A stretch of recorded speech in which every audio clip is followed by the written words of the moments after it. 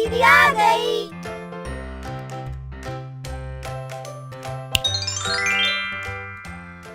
धारिता जोड़ घटाओ। इस वीडियो में धारिता की इकाइयों में मीट्रिक रूपांतरण को दोहराना, धारिता से संबंधित जोड़ घटाव के इबारती प्रश्न हल करना। टीचर्स बच्चों को धारिता के सवाल हल करवाने से पहले उनसे धारिता संबंधित सवाल पूछ लें। जैसे एक जग में पानी की मात्रा लीटर में होगी या मिलीलीटर में। बच्चों को आसपास के बर्तन दिखाकर पूछें कि किस बर्तन में कम पानी आएगा और किस में ज़्यादा। इस तरह से सबसे पहले इस बात को विकसित करना ज़रूरी है कि किसी बर्तन में जितना पानी, दूध, तेल या कोई द्रव भरा जा सकता है, वह उस बर्तन की धारिता कहलाती है। इसके साथ ही बच्चों को अलग अलग माप की बोतलों में एक गिलास पानी भरकर ध्यान से देखने को कहें कि समान मात्रा में डाले जाने पर भी हर बर्तन में जल स्तर अलग अलग नजर आता है। धारिता की मूल इकाई लीटर है और छोटी इकाई मिलीलीटर है।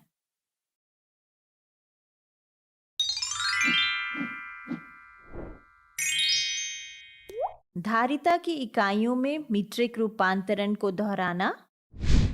बच्चों को मीट्रिक टेबल दिखाकर समझाएं कि लीटर मिलीलीटर से 1000 गुना बड़ा होता है, यानी 1 लीटर 1000 मिलीलीटर के बराबर होता है।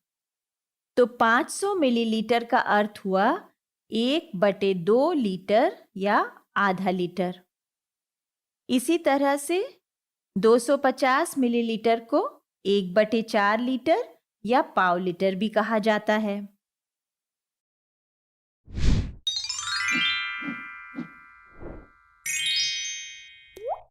धारिता से संबंधित जोड़ घटाव के इबारती प्रश्न हल करना। राजेश ने दुकान के लिए 2 लीटर 250 मिलीलीटर नारियल का तेल, 3 लीटर 350 मिलीलीटर तिल का तेल और 4 लीटर 750 मिलीलीटर सरसों का तेल खरीदा। बताओ राजेश ने कुल कितने लीटर तेल खरीदा? राजेश ने नारियल का तेल खरीदा 2 लीटर 250 मिलीलीटर, तिल का तेल खरीदा 3 लीटर 350 मिलीलीटर, सरसों का तेल खरीदा 4 लीटर 750 मिलीलीटर। तो राजेश ने कुल तेल खरीदा। चलिए इसे हल करके देखते हैं। पहला चरण, सबसे पहले ऊपर लीटर और मिलीलीटर लिखिए। अब इसके नीचे दी गई संख्याएं लिखिए।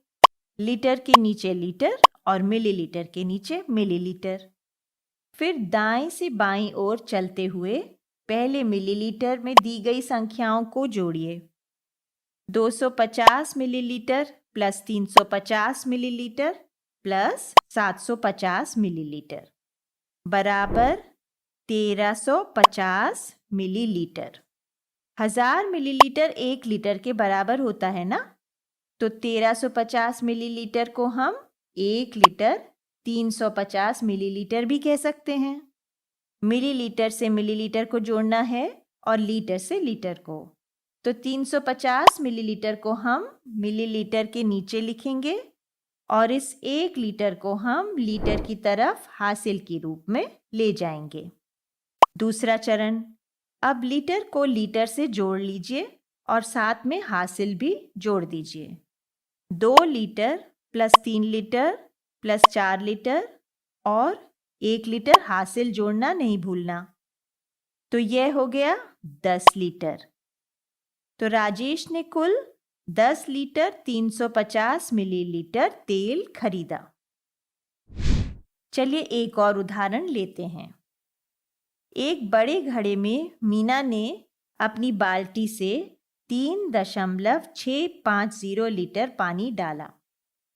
उसी घड़े में मयंक ने अपनी बाल्टी से 4.500 लीटर पानी डाला।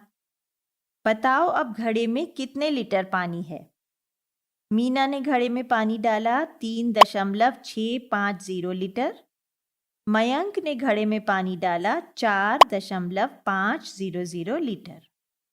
घड़े में कुल पानी हो गया 3.650 लीटर प्लस 4.500 लीटर। दशमलव वाली संख्याओं का जोड़ करना तो आप सीख ही चुके हैं, तो चलो अब इन्हें एक के नीचे एक लिखकर जोड़ते हैं। 0 और 0 हुआ 0, 5 और 0 हुआ 5, नीचे लिख लेंगे 5, फिर 6 और 5 हुआ 11, तो एक नीचे लिखकर एक हासिल लगा देंगे।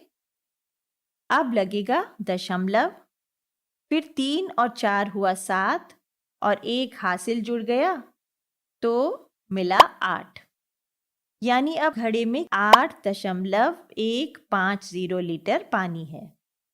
बच्चों, आप जानते हैं ना कि दशमलव के बाद अंत में लगे 0 का कोई मान नहीं होता, इसलिए इसे 8.15 लीटर भी लिखा जा सकता है।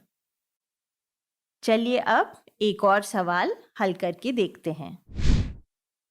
एक चाय की दुकान पर केतली में 1 लीटर चाय थी, उसमें से 750 मिलीलीटर चाय पी ली गई।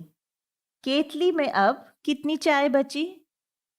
केतली में पहले चाय थी 1 लीटर, चाय पी जा चुकी है 750 मिलीलीटर। केतली में चाय बची है 1 लीटर माइनस 750 मिलीलीटर। टीचर्स, यहाँ बच्चों का ध्यान इस तरफ जरूर लाएं कि दो संख्याओं को तभी जोड़ा या घटाया जा सकता है जब वे दोनों एक ही इकाई में लिखी गई हों।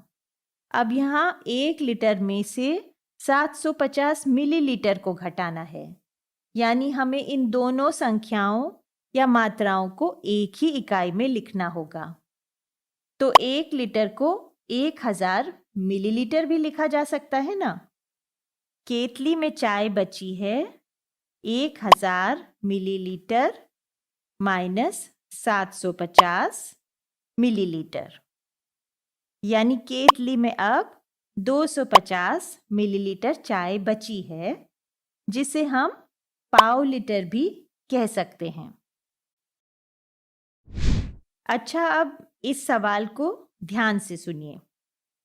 एक शादी में मिठाइयाँ बनाने के लिए 56 लीटर 500 मिलीलीटर दूध खरीदा गया, जिसमें से 27 लीटर 250 मिलीलीटर दूध कलाकंद बनाने में लगा और 23 लीटर 750 मिलीलीटर दूध रबड़ी बनाने में लगा। तो बताओ, दोनों मिठाइयाँ बन जाने के बाद कितने लीटर दूध बचा? कुल दूध खरीदा गया 56 लीटर 500 मिलीलीटर। कलाकंद बनाने में दूध लगा 27 लीटर 250 मिलीलीटर, यानी 27.250 लीटर। रबड़ी बनाने में दूध लगा 23 लीटर 750 मिलीलीटर, यानी 23.750 लीटर। मिठाइयाँ बनाने में कुल दूध लगा 27.250 लीटर प्लस 23.750 लीटर। इन्हें एक के नीचे एक लिख लेते हैं। 0 प्लस 0 हुआ 0, 5 और 5 हुआ 10, 0 नीचे लिखकर एक हासिल में लिख लेंगे। अब 2 और 7 हुआ 9 और हासिल का एक भी है ना, तो ये हो गया 10, 0 नीचे लिखकर एक हासिल में लिख लेंगे। दशमलव की जगह दशमलव लगेगा। 7 और 3 10 और एक हासिल हो गया 11, तो एक नीचे लिखेंगे और एक हासिल में जाएगा। अब 2 और 2 हुआ 4 और एक हो गया 5, तो 27.250 लीटर और 23.750 लीटर जोड़ के मिला 51 लीटर, यानी मिठाइयाँ बनाने में कुल 51 लीटर दूध खर्च हुआ। लेकिन हमें तो ये पता करना है कि मिठाइयाँ बना लेने के बाद कितना दूध बचा।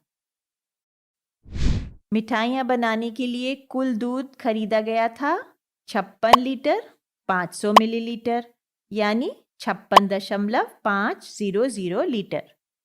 और मिठाइयाँ बनाने में दूध लगा 51 लीटर यानी 51.000 लीटर। जो दूध बचा वो है 56.500 लीटर माइनस 51.000 लीटर।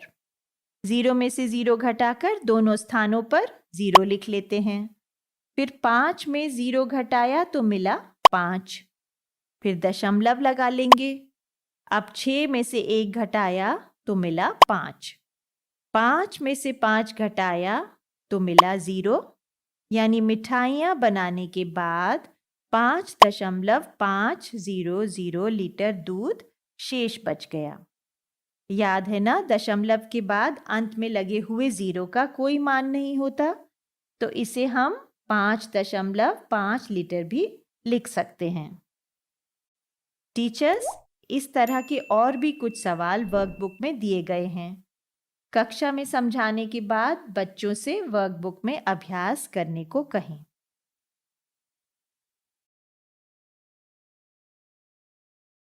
बच्चों, अब मैं जाती हूँ, कल फिर मिलने आती हूँ। इंग्लिश में अब होंगी बातें, मैथ सीखेंगे हंसते गाते। आपको ये वीडियो देखकर मजा आया ना? अगर आप इस वीडियो से संबंधित अन्य संसाधन जैसे कि अन्य वीडियो, गतिविधियां, क्विज इत्यादि देखना चाहते हैं तो अभी डाउनलोड करें संपर्क स्मार्ट शाला मोबाइल एप्लीकेशन।